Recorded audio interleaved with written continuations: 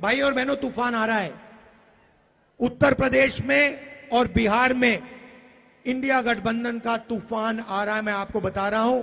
एक बात लिख के ले लो, नरेंद्र मोदी हिंदुस्तान के प्रधानमंत्री नहीं बनने जा रहे हैं, ये गारंटी करके ले लो। डर गए लगा मोदी जी 34 साल के नौजवान से तड़ा के रोड पे ले आएंगे। हमारा से बतिया तरा कि तेजस्वी को जेल भेज देंगे, तो राहुल जी को भेज देंगे, तो हेमंत सोरेन को भेज दिए, तो अरविंद केजरीवाल को भेज दिए। तानाशाही 4 जून तक बाद में हमने के फरियाल जगदीशपुर में चुनावी जनसभा में उपस्थित आदरणीय राहुल गांधी जी, दीपांकर साहब जी, अखिलेश सिंह जी, हमारे बड़े भाई मुकेश साहनी जी, मोहन प्रकाश जी, सुदामा जी जो प्रत्याशी हैं आरा लोकसभा संसदीय क्षेत्र से, और शिव प्रकाश जी जो अज्ञाओं से प्रत्याशी हैं, भाई अरुण जी, अनवर आलम जी, बीरबल यादव जी, सभी हमारे पार्टी के नेता, पदाधिकारी, कार्यकर्ता, Congress party, VIP party, left party, Maale के जितने हमारे नेता हैं, पदाधिकारी हैं, और इतनी गर्मी धूप में आए हुए सभी हमारे अभिभावक, बुजुर्ग, माताएं, बहनें, नौजवान, युवा साथी,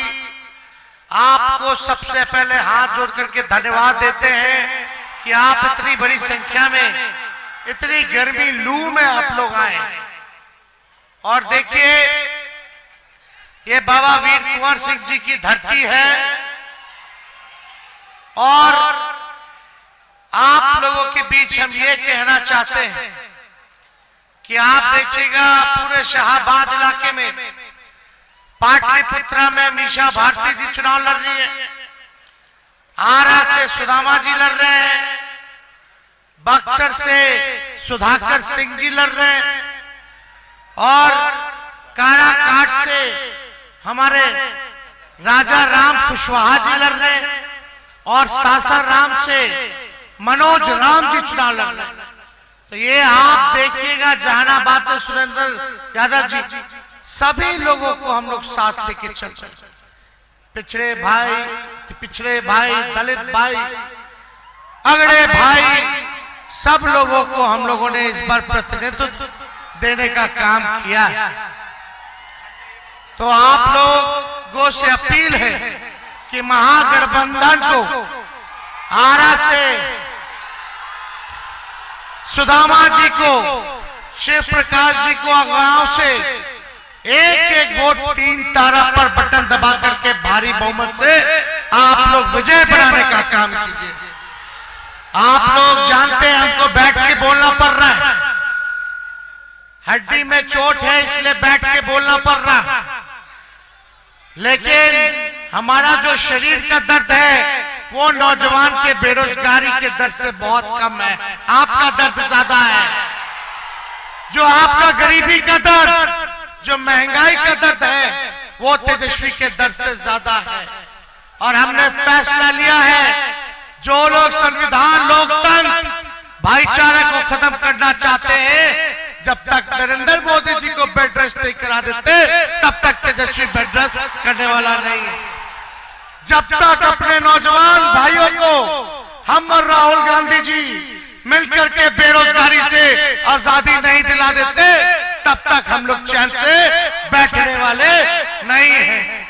ये मुद्दों की बात होनी चाहिए चुनाव में, पढ़ाई, दवाई, कमाई, सिंचाई, बिहार की तरक्की, विकास की बात होनी चाहिए, महंगाई, गरीबी, बेरोजगारी पर बात होनी चाहिए।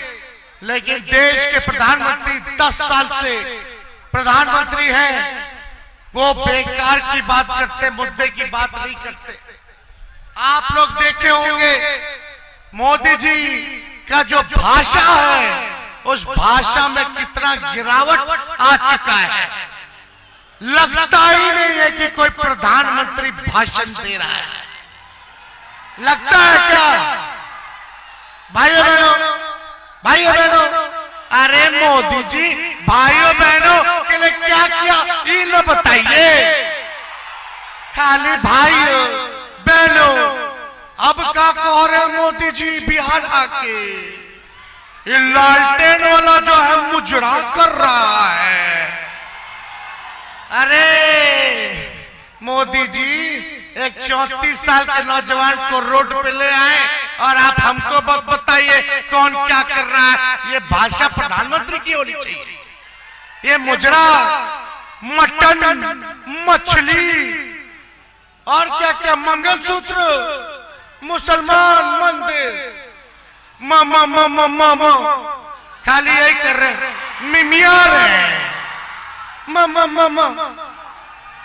अरे मोदी जी मौ से एक और शब्द होता है महंगाई। आप क्या बोले थे भाइयों बहनों 2014 में, याद करो भाइयों बहनों, भाइयों बहनों, मोदी आएगा तो महंगाई खत्म कर देगा। गैस सिलेंडर पहले कितना का था 400, अब कितने का है। पेट्रोल डीजल पहले कितने का था 60 रुपए 50 रुपए, अब तो सेंचुरी मार दिए मोदी जी। अब यहाँ आएंगे तो ममुइया आएंगे ना, अब तो महंगाई का मुंह नहीं निकलेगा। पहले इनको महंगाई डाइन लगती थी, अब इनको महबूबा लगने लगी है। ये हम लोगों को बताएंगे। अरे मुद्दे की बात करो, 10 साल का हिस्सा तो यही रंगना मैदान आरा में आके बिहार की बोली लगाई थी। अरे लगाई थी कि नहीं लगाई थी। 70,000 दूं कि 80,000 दूं, कितना दूं। लो 1.25 लाख करोड़ का पैकेज दिया। कहाँ गया पैकेजवा। ए हमारे भोजपुर के लोग बताओ ना, टंडी बताओ, मिलो मिलो। कहाँ गए। ये भाजपा पे खाता में गए इलेक्ट्रोल बॉन्ड बन के। कहाँ 15-15 लाख रुपया मिला। अरे छोड़िए, मोदी जी जैसा झूठा प्रधानमंत्री देश में क्या दुनिया में नहीं मिलेगा और आगे भी कोई नहीं होगा। यही सच्चाई है। इसलिए मोदी जी देखे तेजस्वी को 17 महीने में जो काम किया 17 साल में भी नहीं हुआ।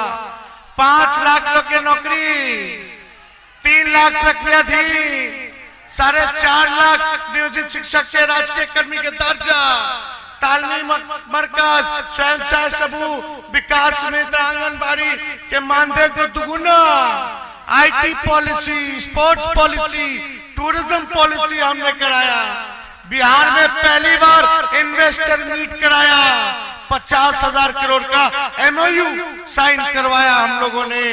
आरक्षण की सीमा को 75% किया, पिछड़ा भाई का बढ़ा, अति पिछड़ा भाई का बढ़ा, दलित आदिवासी भाई का बढ़ा।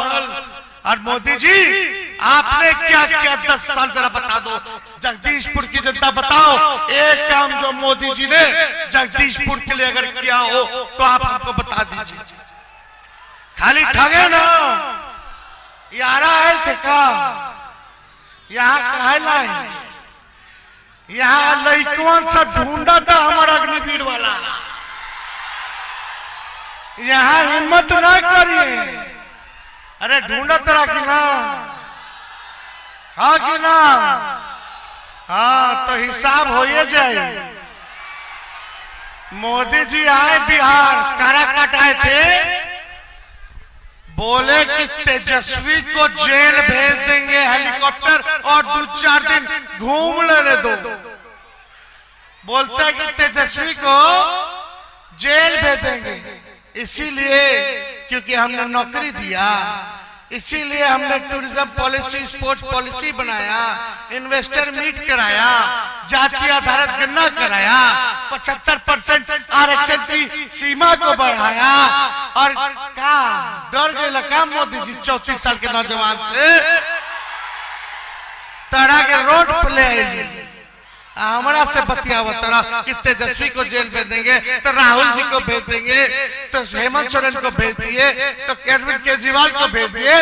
तानाशाही 4 जून तक बाद में हमने के फरियाले लालू जी ना डराइले मोदी जी से, तो लालू जी का लड़को डरा जाए। अरे मोदी जी बिहार और बिहार उड़ती चिड़ियों के हल्दी लगावेला। इनसे हमको जेल भेजेंगे, सबको जेल भेज देंगे। ए मोदी जी तू हेलीकॉप्टर लेके चलो ना, ये जो विदेश जो जाते वो वाला प्लेन लेके आए, और बिहार जाइए तो हमनी के उठा लो।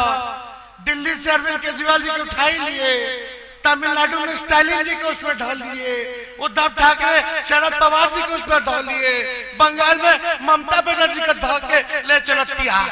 एक के बाद फैसला कर दो, लेकिन ये मालिक हमारी जनता हिसाब लेगी, हमको जेल भेजिएगा, मेरा क्या गुनाह है। लेकिन आप तो काला धन ला रहे थे।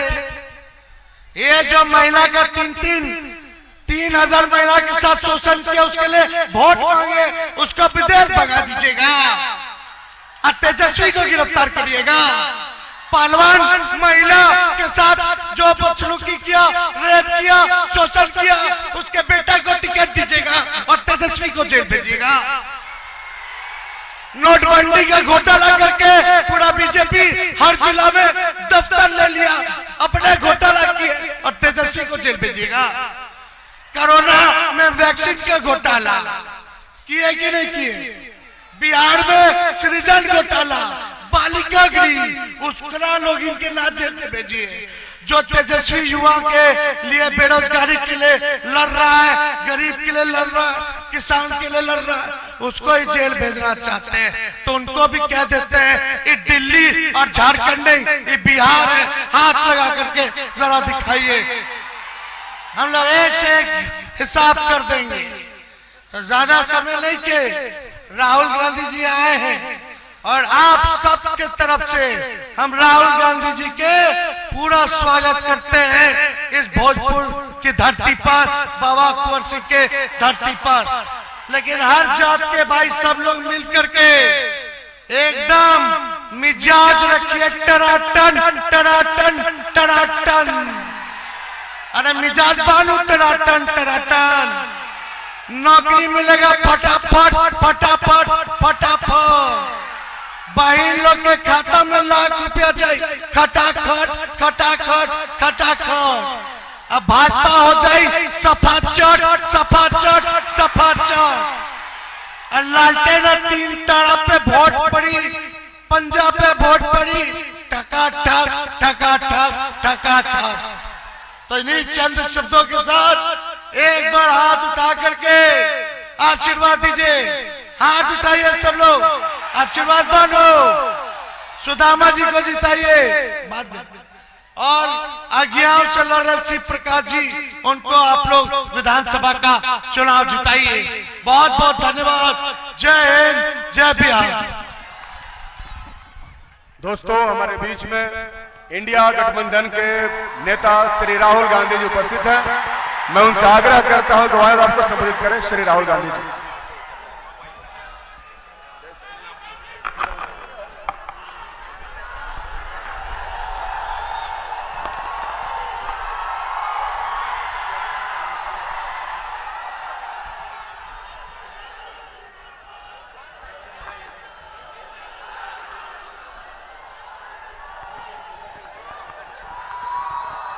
तेजस्वी यादव जी, मोहन प्रकाश जी,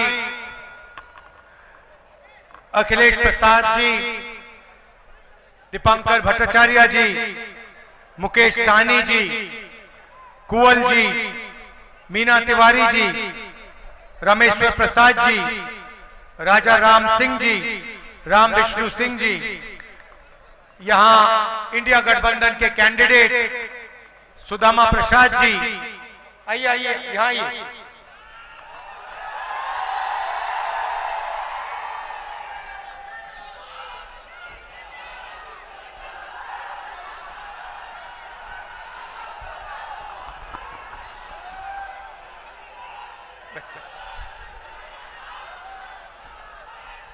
शिव प्रकाश रंजन जी,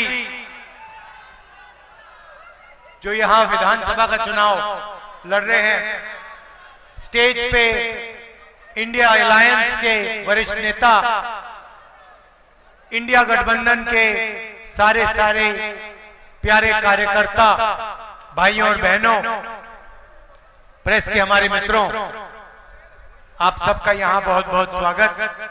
इतनी गर्मी में आप आए, दूर दूर से आए, दिल से आपका धन्यवाद करता हूं। और सबसे ज्यादा युवा आए हैं, आप सबका यहां स्वागत करता हूं। मैंने कहा मीडिया वाले हमारे मित्र हैं, मगर मीडिया वाले हमारे मित्र नहीं हैं। वो किसानों के मित्र नहीं हैं, गरीबों के नहीं हैं, मजदूरों के नहीं हैं, पिछड़ों के नहीं हैं, दलितों के नहीं हैं, आदिवासियों के नहीं हैं, वो अदानी जी के हैं, बड़े बड़े अरबपतियों के हैं। कभी तेजस्वी जी का इंटरव्यू होता है, मेरा इंटरव्यू होता है, प्रेस कॉन्फ्रेंस होता है, सवाल पूछते हैं, उल्टे सीधे सवाल पूछते हैं। पता नहीं आपने नरेंद्र मोदी जी का इंटरव्यू देखा नहीं देखा? देखा? उसमें उनके सामने 4 चमचे बैठ जाते हैं और फिर कहते हैं, प्रधानमंत्री जी आप आम कैसे खाते हो? आप काटकर खाते हो या चूस कर खाते हो? उसको खाने से पहले आप धोते हो या नहीं धोते हो? फिर प्रधानमंत्री जी का जवाब आता है, पता नहीं, सब कुछ अपने आप होता है, मैं कुछ नहीं करता हूं, मुझे परमात्मा ने धरती पे भेजा है, मिशन पे भेजा है। परमात्मा ने नरेंद्र मोदी को भेजा है। हम सब बायोलॉजिकल लोग हैं, नरेंद्र मोदी जी अकेले आसमान से गिरे, उनको भगवान ने हिंदुस्तान में अदानी जी के लिए काम करने को भेजा है। 10 साल अदानी जी का काम किया। एयरपोर्ट, पोर्ट, इंफ्रास्ट्रक्चर, बिजली, ये जो आपको बिजली के बिल आते हैं ना, हजारों रुपए के आते हैं, आपको मालूम है क्यों आते हैं? अदानी कोयला खरीदता है विदेश में कोयला खरीदता है। जब तक कोयला यहां आता है, अदानी उसकी कीमत को बढ़ा देता है, कीमत को बढ़ा देता है, दाम बढ़ा देता है, और सरकार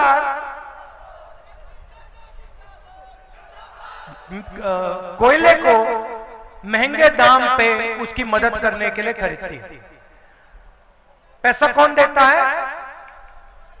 आप देते हो। भाइयों बहनों, जीएसटी कौन देता है? आप देते हो। आप कौन हो? 90% हिंदुस्तान के पिछड़े, दलित, आदिवासी, माइनॉरिटी, गरीब, जनरल कास्ट के लोग, आप जीएसटी देते हो। पैसा आपका है। कर्जा माफ अदानी जैसे 22 लोगों का होता है। आपको शायद मालूम ही नहीं कि जब नरेंद्र मोदी जी ने 16 लाख करोड़ रुपया 22 लोगों का माफ किया, तो आपके पैसे से उन्होंने उनका कर्जा माफ किया। वो अदानी का पैसा नहीं है, वो हिंदुस्तान के पिछड़े वर्ग का, दलितों का, आदिवासियों का, किसानों का, मजदूरों का पैसा आप देते हो। आपने ये शर्ट पहनी हुई है, ये आपने कितने की खरीदी? हाँ, आप कितने की खरीदी है? 500 की खरीदी। भाइयों और बहनों, गरीब व्यक्ति 500 रुपए की शर्ट खरीदता है, वो उतनी ही जीएसटी देता है जितनी अदानी देता है। अगर यही शर्ट अदानी खरीदेगा तो वो भी उतनी ही जीएसटी देगा, 18% जीएसटी देगा जितनी इसने दी। वो अरबपति है, उसको लाखों करोड़ रुपए मिलते हैं, इनकी आमदनी हजारों रुपए में है। और आप देखें तो सारा का सारा पैसा आपकी जेब में से निकलता है। महंगाई की बात करते हो, तेजस्वी जी बेरोजगारी की बात कर रहे हैं, ये है क्या? ये हो क्यों रहा है? क्योंकि नरेंद्र मोदी जी ने इन 22 लोगों को चाइना के प्रोडक्ट्स का ठेका दे रखा है। ये आप अपना मोबाइल फोन देखो, इसमें मेड इन चाइना लिखा है। इसको बेचता कौन है? अदानी अंबानी। अंबानी इस मोबाइल फोन को हिंदुस्तान में बेचता है, चाइनीज माल वो यहां बेचता है। हिंदुस्तान के युवाओं को नुकसान होता है। चाइना का माल यहां बेचते हैं, चाइना के युवा को फायदा होता है, अदानी अंबानी को फायदा होता है। अच्छा, नरेंद्र मोदी को क्या फायदा मिलता है इसमें से?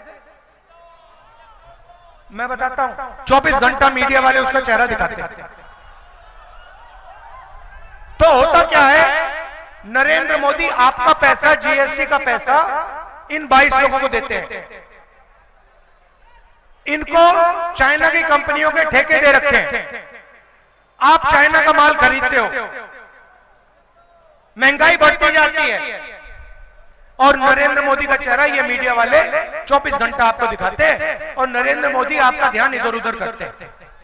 अच्छा, मैं आपसे पूछना चाहता हूं, जब कोई किसी का जेब काटता है कैसे किया जाता है? जेब कैसे काटी जाती है?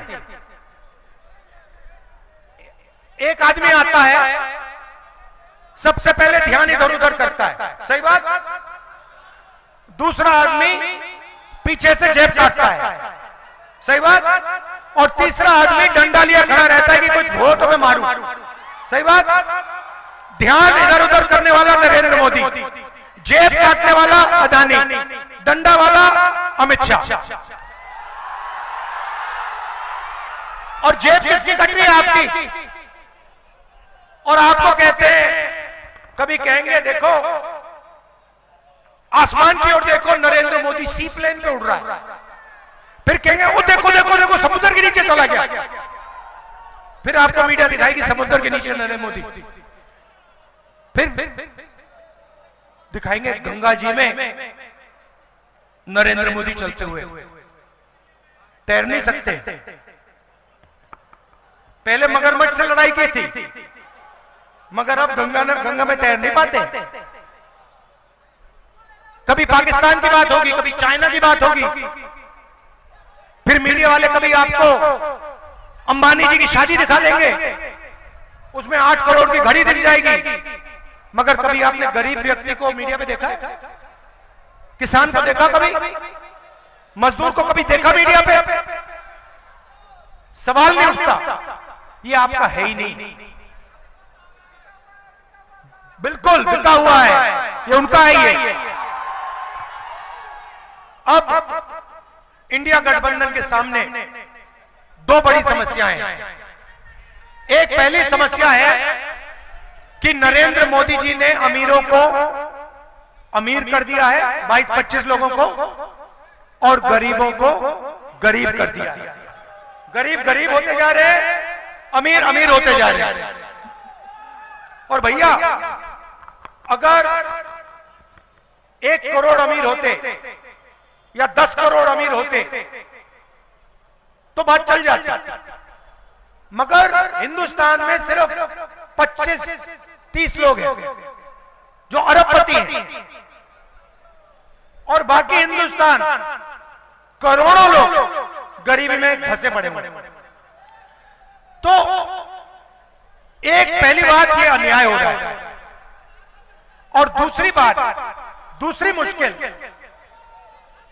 बेरोजगारी। एक ही अमीर और गरीब, अमीर गरीब, अमीर होता जा रहा है, गरीब गरीब होता जा रहा है। दूसरी बेरोजगारी। अब कांग्रेस पार्टी इन दोनों समस्याओं को एक झटके से ठीक करने जा रही है। आप कहोगे ये होता कैसे, होगा कैसे? आप कहोगे कैसे हो सकता है कि आप एक काम करके इन दोनों समस्याओं को ठीक कर दो? ये मैं आज आपको बताने आया हूं। सबसे पहला हमारा काम, उन्होंने अरबपति बनाए, हम करोड़ों लाखपति बनाने जा रहे हैं। और कैसे करेंगे बता रहा हूं। यहां पे हर डिस्ट्रिक्ट में, हर गांव में, हर शहर में हिंदुस्तान के गरीब लोगों की लिस्ट बनेगी। किसानों के परिवार होंगे, मजदूरों के परिवार होंगे, पिछड़े वर्ग, दलित, आदिवासी, गरीब, जनरल कास्ट, माइनॉरिटी, जो भी इस देश में गरीब है, छोटा व्यापारी, गरीबी रेखा से अगर वो नीचे है, उसका नाम इस लिस्ट पे आएगा। करोड़ों लोगों की लिस्ट बनेगी। उसके बाद हर गरीब परिवार में से एक महिला का नाम चुना जाएगा। करोड़ों महिलाओं के नाम चुने जाएंगे। 4 जून को इंडिया गठबंधन की सरकार बनेगी। 5 जुलाई को करोड़ों परिवार सुबह उठेंगे, अपना बैंक अकाउंट चेक करेंगे और बैंक अकाउंट में 5 जुलाई को 8,500 रुपए अंदर। आप देखोगे कहोगे ये क्या हुआ, कहां से आया? इंडिया गठबंधन की सरकार ने उसको अंदर डाला। जुलाई में मिलेगा, अगस्त, सितंबर, अक्टूबर, नवंबर, दिसंबर, जनवरी, फरवरी, चलता जाएगा। खटाखट खटाखट खटाखट खटाखट अंदर। मैं तो कहता हूं ये मीडिया वाले कहेंगे, जब हम पैसा देंगे, ये मीडिया वाले कहेंगे देखो देखो ये गरीबों की आदत बिगाड़ रहे हैं। और मैं कहूंगा ज्यादा बोलोगे ना, अभी 1 लाख रुपए साल का दे रहे हैं, 2 लाख कर देंगे, चुप हो जाओ। तो अभी बोल रहा हूं, तो पहला काम सीधा महिलाओं के, गरीब महिलाओं के बैंक अकाउंट में पैसे का इंजेक्शन। दूसरा काम, यहां पे आपने वो थोड़ी देर बाद में आएगा। दूसरा काम, यहां पे आप लोग धान उगाते हो, यहां पे आपको धान के लिए, हिंदुस्तान के किसानों को धान के लिए, शुगर केन के लिए, आलू के लिए सही दाम नहीं मिलता। जब आपको धान बेचना होता है, अदानी जैसे लोग मार्केट को फिक्स करके दाम को कम कर देते हैं, और जब आप अपना धान बेच देते हो उसको बढ़ा देते हैं।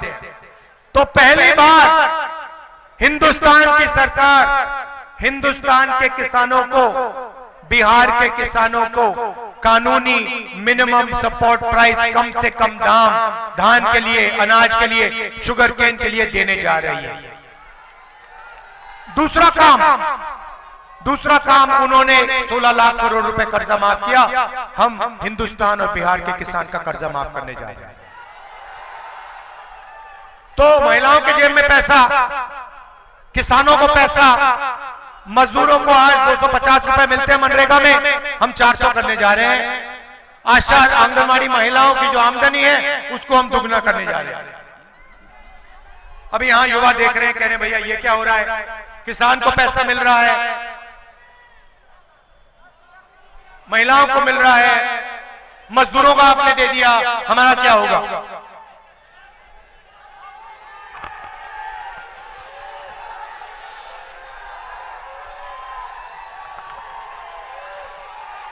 जो आप सुनना चाहते हो वो मैं बोलने आया हूं, तो मैं जानता हूं मैं बोलने आया हूं, थोड़ा मैं आप में टेंशन बढ़ा रहा हूं।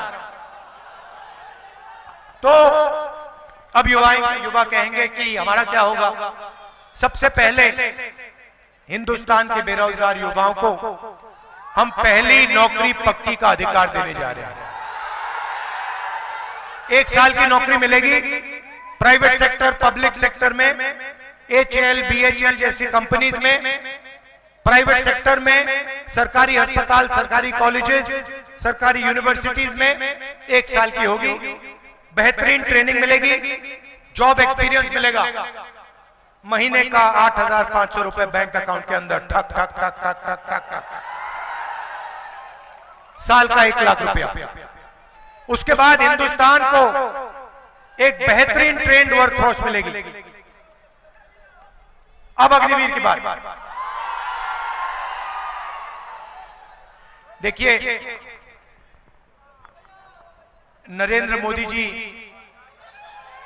जो अपने आप को देशभक्त कहते हैं, उन्होंने सेना का अपमान किया है, हिंदुस्तान के वीर जवानों का अपमान किया है। कैसे किया? अग्निवीर हो, हाँ इधर आओ, आ जाओ आ जाओ आ जाओ।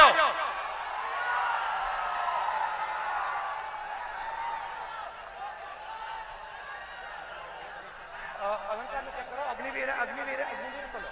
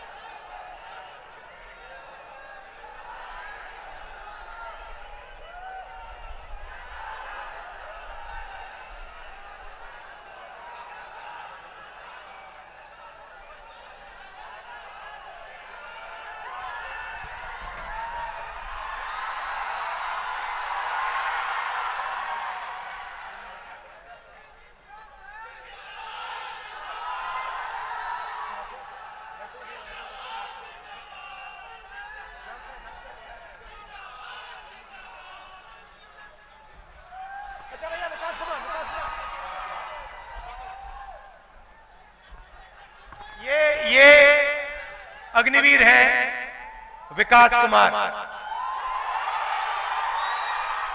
आपको कैसा लगा ये अग्निवीर योजना? हमको ये स्कीम थोड़ा सा भी अच्छा नहीं लगा सर। इनको ये स्कीम थोड़ा सा भी अच्छा नहीं लगा। पता है क्यों? क्योंकि नरेंद्र मोदी ने 2 तरीके के शहीद बनाए हैं। इनको विकास कुमार को कहा जा रहा है कि तुम जाओ, तुम्हारे दिल में देशभक्ति की भावना है, तुम जाओ, तुम बॉर्डर पे खड़े हो, बिना ट्रेनिंग के, बिना पेंशन के,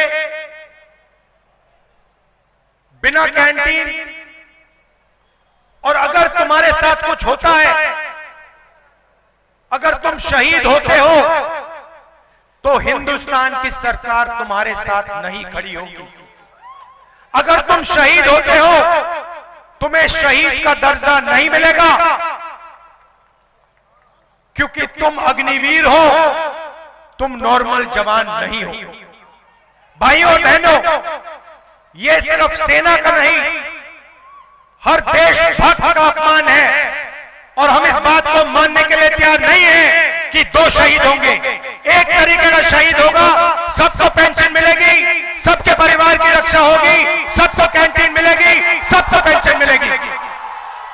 और मैं आपको आश्वासन देना चाहता हूं, और आपके माध्यम से हिंदुस्तान के हर एक जवान को, हर एक युवा को, हर एक अग्निवीर को, जैसे इंडिया गठबंधन की सरकार आएगी, हम अग्निवीर योजना को फाड़ के कूड़ेदान में फेंक देंगे।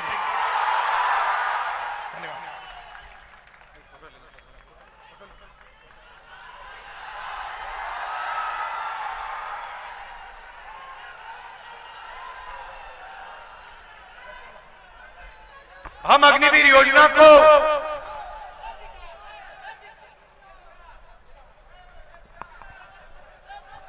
इनको कहा जा रहा है कि 2 तरीके के जवान होंगे।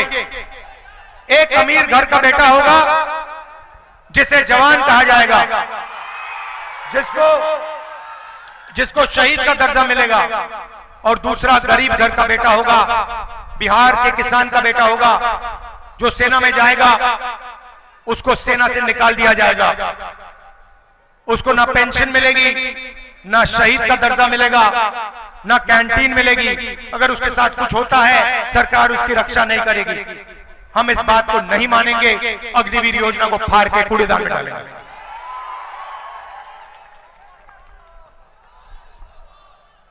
तो ये मैं आपसे कहना चाहता था, 30 लाख सरकारी नौकरियां हैं बिहार के युवाओं, नरेंद्र मोदी जी ने इनको भरा नहीं है।